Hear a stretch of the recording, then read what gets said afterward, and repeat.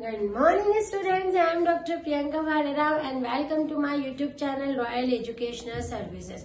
मेरे इस YouTube channel में आपको मैथमेटिक्स से रिलेटेड हर प्रॉब्लम का सॉल्यूशन मिलेगा, चाहे वो कोई सी भी क्लास के हो।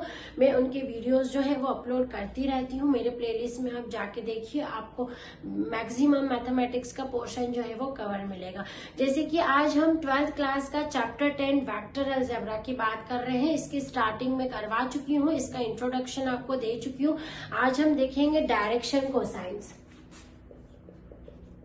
डायरेक्शन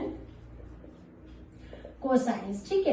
अब डायरेक्शन कोसाइंस जो है वो हमारे वेक्टर में बहुत ही इंपॉर्टेंट टॉपिक है। ये भी हमें निकालना, जैसे हम पोजीशन वेक्टर निकालना मैंने आपको बताया है, वैसे ही आपको डायरेक्शन कोसाइन को निकालना सीखना पड़ेगा। इसके लिए हम सबसे पहले तो इसका ग्राफ बना लेते हैं। एक्स वाई जेड प्लेन आप ले लेते हैं इसकी, ये ले ली मैंने, ये एक्स प्लेन है, ये वाई प्लेन है और ये जेड प्लेन ले लिया, ठीक है।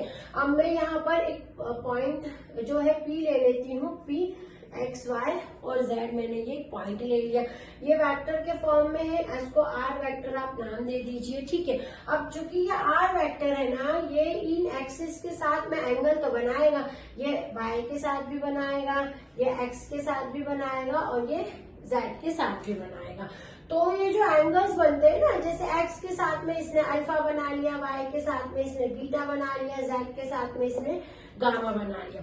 तो ये जो एंगल, ये पोजीशन वेक्टर, जो ये वेक्टर जो है ना आपका पोजीशन वेक्टर ओपी, ये इनिशियल पॉइंट है और ये पी पॉइंट है, तो ये क्या हो गया, पोजीशन वेक्टर। ये जो पोजीशन वेक्टर है, जब इन एक्सिस के साथ में ये एंगल बनाता है अल्फा बीटा और गामा, तो इन एंगल्स के साथ में जब आप कोसाइन वैल्यू लगा देते हो तो आप बोलते हो कि वो डायरेक्शन कोसाइन है, ठीक है। इसको यूजुअली डिनोट किया जाता है LMN से।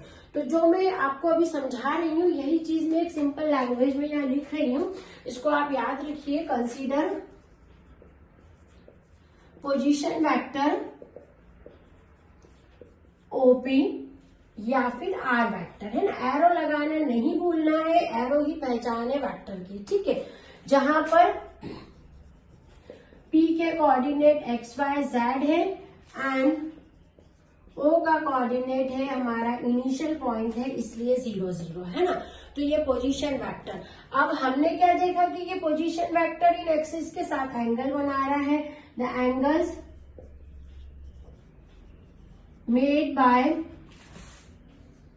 आर विथ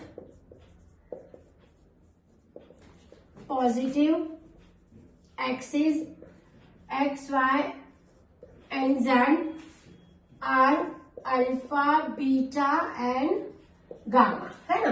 जो एंगल्स बना रहा है ना ये पोजीशन वेक्टर, इस एक्स वाई जेड के साथ में वो कौन से बन रहे हैं, अल्फा बीटा एंड गामा।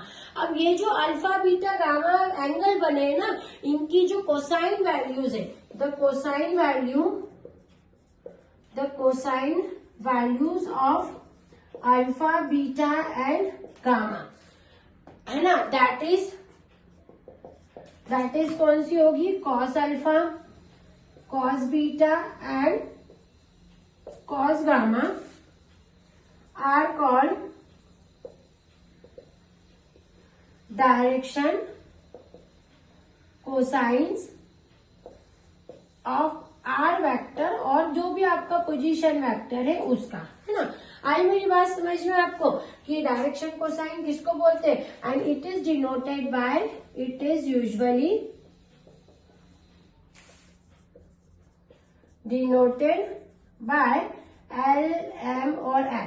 इसको LMN से डिनोट करते हैं। जब भी LMN आए ना तो आपको समझ जाना है, कॉस अल्फा, कॉस बीटा और कॉस गामा की बात हो रही है, मतलब इन एंगल्स की बात हो रही है। तो ये आपका सिंपल कंसेप्ट था, direction cosine of a vector किसको बोलते हैं, ठीक है। अब direction cosine of a vector में ही हम आगे भी पढ़ते हैं इसके अंदर कि इनकी जो वैल्यूज होती है इसकी, है ना, इसको आप याद रख ले, L² plus M² plus N² बराबर हमेशा ये 1 होता है। जब भी आपको ये आए तो आपको इसको स्पेशल इसमें नोट करके रख लीजिए। इसकी वैल्यू आपको क्या यूज करनी है, L² plus m square plus n square की वैल्यू हमेशा 1 होता है।